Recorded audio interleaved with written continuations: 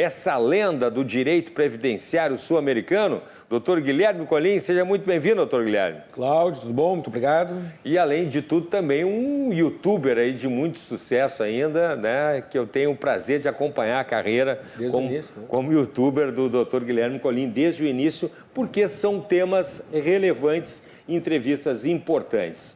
Doutor Guilherme Colim, mais uma vez, seja muito bem-vindo. Hoje a gente vai falar sobre a hipótese da cassação, assunto complicado, né? Da Carteira Nacional de Habilitação ou outros meios atípicos aí como forma de compelir o devedor, né, a pagar suas dívidas. Essa previsão aí está no artigo 139 do Código do Processo Civil e muitas decisões já foram proferidas nesse sentido e o STF já decidiu que essa medida não é inconstitucional. Não é inconstitucional, mas agora todos os pedidos ainda não apreciados estão suspensos. Vamos entender então, né, o que está acontecendo. O doutor Guilherme Colim já falou sobre esse tema aqui no programa no passado e agora vai trazer aí informações atualizadas. Doutor Guilherme Colim, começo lhe perguntando, né, sobre o julgamento do STF. Ele foi favorável aos credores, é isso? Do STF. Do STF. Sim, foi favorável. STF. Vamos falar primeiro como funciona aí o artigo 139 do Código de Processo Civil, ou seja, as medidas atípicas de coerção, né? Muito bem, artigo 139, inciso 4º do Código de Processo Civil. O artigo 139, inciso 4º, prevê a possibilidade de o juiz, na ação de execução, utilizar outros meios para pressionar o devedor a efetuar o pagamento. A cassação da CNH não é o único, é o mais difundido, mas não é o único. Esse meio não é utilizado como primeira medida, e sim como última medida, e ele serve para pressionar o devedor, não para aniquilá-lo. Existe uma grande diferença entre pressionar e aniquilar. Normalmente, a pessoa que trabalha, vamos imaginar, como motorista profissional, essa pessoa provavelmente não teria a sua CNH suspensa por não pagar uma dívida. Muitas pessoas criticam os meios atípicos de coerção, dizendo, mas se a pessoa já não tem dinheiro para pagar, aí sim, o que adianta tirar a CNH, o que adianta proibir isso, aquilo, aquele outro. É verdade, muitas vezes as pessoas realmente não têm como pagar. E muitas outras vezes as pessoas não pagam, ocultam bens, ocultam dinheiro e têm condições de pagar ou de tentar pagar ou de reduzir a inadimplência, mas não pagam pura e simplesmente porque não querem ou porque têm outras prioridades e o seu devedor não está entre as suas prioridades. Então, o legislador inseriu no CPC de 2015 essa ferramenta. Muitos juízes aplicam, aqui no Rio Grande do Sul, já vem sendo aplicado há bastante tempo, mas com muita resistência.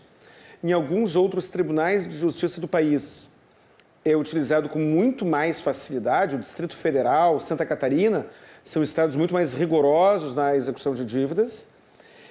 E nós tivemos, então, no STF, um julgamento que foi favorável aos credores, entendendo que não é inconstitucional, e agora nós temos, se não me engano, é o tema 1137 do STJ, né, que vai tratar deste assunto também. Bom, então vamos falar sobre o julgamento do STF que a gente tinha comentado antes, doutor Guilherme, que ele é favorável aos credores, é isso? Exato. Tá, e por que as ações com esse pedido estão suspensas agora? Estão suspensas pelo tema 1137 do STJ. O STF, Supremo Tribunal Federal, serve para julgar recursos que envolvam um tema constitucional. E quando o STF disse que o artigo 139, inciso 4º do CPC, não é inconstitucional, ele não está dizendo que acha certo ou errado suspender a CNH do devedor. O STF não está dizendo que tem que suspender. Ele está dizendo que a decisão que venha suspender a CNH do devedor não ofende a Constituição Federal. A Constituição Federal é a nossa lei maior. Agora nós temos no STJ, Superior Tribunal de Justiça, o tema 1137, que está discutindo exatamente isso. Eu vou falar o juridiquês e já traduzo. quando o STJ ou o STF percebem um número de ações muito grande sobre o mesmo tema, ele tem a possibilidade de mandar sobrestar. Sobrestar, vamos lá, no linguajar leigo, sobrestar é suspender. Suspender os processos ou as decisões específicas que discutam sobre aquele assunto. Isso vale na área previdenciária, na área penal, isso vale na área tributária, isso também vale na área civil. Então, o STJ mandou sobrestar, ou seja, suspender todas as ações, não a ação inteira, desculpa, todas as discussões dentro das ações que versem sobre o artigo 139.4 do CPC, ou seja, sobre os meios coercitivos atípicos. E que não é só a CNH, a suspensão da CNH, pode ser a suspensão de ter TV por assinatura, de acessar aplicativos de entrega de comida. São formas de gerar desconforto no devedor. Bom, então, do que trata o tema 1137 do STJ, a gente tem o tema, né, entre aspas, do STF e do STJ? Tanto o STF como o STJ, Cláudio, eles podem julgar um tema, transformar uma discussão em tema. Quantas vezes eu falei aqui na área de direito previdenciário do tema 1209 do STF. Sim. O tema 1209 do STF vai estar decidirá com efeito vinculante se o vigilante tem ou não a atividade especial pelo uso da arma de fogo. O tema 1031 do STJ discutia a mesma coisa. E assim nós vamos. O tema 1137 do STJ discute se é possível, então, a suspensão da CNH e outros meios. No STF, nós não tivemos uma decisão vinculante. O STF proferiu um julgado que serviu que é um precedente, é um mero precedente, uma mera decisão que pode influenciar os juízes e desembargadores do primeiro e segundo grau. Quando um tema é julgado, aí não se trata de influenciar, aí vincula. O STJ ele decide o tema X, sobre algum assunto qualquer, em tal sentido. Todos os juízes e desembargadores devem, nas situações equivalentes, decidir da mesma maneira, ainda que o entendimento pessoal daquele juiz seja outro. Então, o tema 1209 lá do STF, se o STF julgar em favor dos vigilantes, estou usando só como exemplo aqui, se ele julgar em favor dos vigilantes, que é o que eu espero que aconteça, ainda que o juiz de primeiro grau não concorde com isso, ele será obrigado é uma palavra pesada, então estou sendo bem superficial, mas ele será, digamos assim, obrigado a julgar naquele sentido. E o tema 1137 terá o mesmo efeito. E, doutor Guilherme, o julgamento do STJ, né, pode ter efeito vinculante, então, Exato. A favor ou contra os devedores, né? Exato. Tá, mas e aqueles que já estão com a Carteira Nacional de Habilitação suspensa? Isso caberá ao próprio STJ decidir. Como regra geral, existe o que se chama coisa julgada. O juiz decide alguma coisa, decide qualquer coisa, e tem o prazo de recurso. E a pessoa recorreu e perdeu ou não recorreu. E aí, em função do cenário daquele momento, transitou em julgado aquela decisão naquele sentido. Passou um tempo, passou um mês, 2 meses, 3 meses, vem o STJ lá e inicia o julgamento do tema sobre aquele assunto. E suspende todas as decisões ainda não proferidas. Suspende os pedidos em andamento sobre aquele tema, sobre aquele assunto. Ele poderá, o STJ poderá, em seu julgado, aplicar um efeito para as decisões anteriores.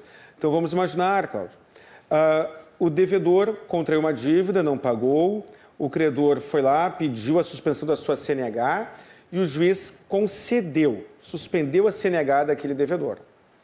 Depois disso, veio a suspensão por conta do tema 1137 do STJ.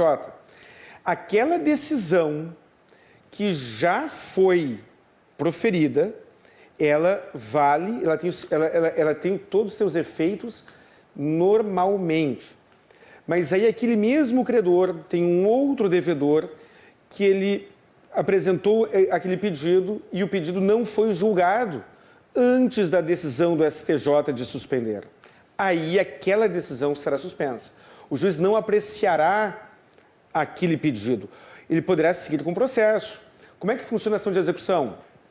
O credor fica procurando bens do devedor e muitas vezes o devedor fica ocultando esses bens num jogo de gato e rato. Outras vezes o devedor não tem bens mesmo. Outras vezes o devedor tem bens, mas se discute se eles são penhoráveis ou não. E assim vai. O credor foi lá e pediu a penhora da CNH do devedor. Este assunto ficará suspenso. Mas isso não impede que aquele credor siga correndo atrás de outros meios para satisfazer aquele crédito. Ele pode, por exemplo, ajuizar o que se chama ação declaratória de insolvência civil. A ação declaratória de insolvência civil permite que seja feito o concurso de credores e, quem sabe, penhorar uma parte do salário do devedor. E aí sim a gente vai, Cláudio, e assim a gente vai. Mas aquela decisão específica que não foi proferida até então fica suspensa. E doutor Guilherme, caso o STJ julgue, né, favoravelmente aos credores, né, ou seja, né, caso reconheça a possibilidade, então, da cassação da carteira de motorista, né, isso não vai ser motivo de pânico aí para os devedores? Isso vai ser automático daí o cancelamento da carteira? Provavelmente, os tribunais que resistiam à suspensão da CNH, que resistiam à aplicação dos meios atípicos, serão menos resistentes. Muito provavelmente isso. Mas a regra dos meios atípicos, ela continua sendo como a última opção. O problema não é a pessoa estar devendo. Primeiro, isso acontece dentro de uma ação de execução. Não é porque o cara está com saldo negativo no cheque especial ou no cartão de crédito que no outro dia ele terá sua CNH suspensa. Segundo, não é porque ele está sendo executado que necessariamente ele terá sua CNH suspensa. O problema é quando o devedor não paga, não coopera, não propõe um parcelamento, não propõe nada e, mais ainda, quando ele, devedor, tem sinais, apresenta indicadores de que ele teria condições de pagar. Existe um interesse social de que as pessoas confiem umas nas outras. Existe um interesse social de que as pessoas concedam créditos umas às outras. Vou lhe fazer uma pergunta para você que está em casa. É uma pergunta que não precisa me responder, é óbvio, uma pergunta reflexiva. Você tem um imóvel, você vai alugar este imóvel. Você vai, o seu inquilino, seu futuro inquilino, lá, você vai pedir alguma garantia, um fiador, calção, alguma coisa assim. Digamos que você tivesse, e o inquilino não tem essa garantia. Digamos que você tivesse condições de solucionar o problema rapidamente. Será que você não ficaria mais confiante em fazer aquele negócio? Você vai vender o seu automóvel. Chega eu ali para o senhor e digo, olha, eu vou receber um alvará que eu tenho de um processo meu daqui a 2 meses. Posso lhe dar um cheque pré-datado? Não se usa mais cheque, mas digamos que eu diga isso. Será que você ficará tranquilo, sem me conhecer, de me dar o seu automóvel e receber um cheque meu, do nada? Talvez sim, talvez não. Mas quanto maior for a dificuldade dos credores em receber os valores a que eles têm direito, mais difícil será para que as pessoas obtenham crédito, para que as pessoas façam negócio entre si. Então, quando vem as pessoas criticando, mas agora eu perderei minha CNH, não é motivo de desespero. E esta decisão, esta lei não é, na minha modesta opinião, não é absurda. Não é. Absurdo é a pessoa sair contraindo dívidas, não pagando, tendo condições de pagar e rindo da cara dos credores. Que acontece bastante. O que acontece bastante, acontece o abuso do credor também. Acontece o abuso do credor. Sim. Acontece o abuso do devedor. E estas regras que tem para proteger os dois lados, elas servem para gerar pelo menos algum equilíbrio.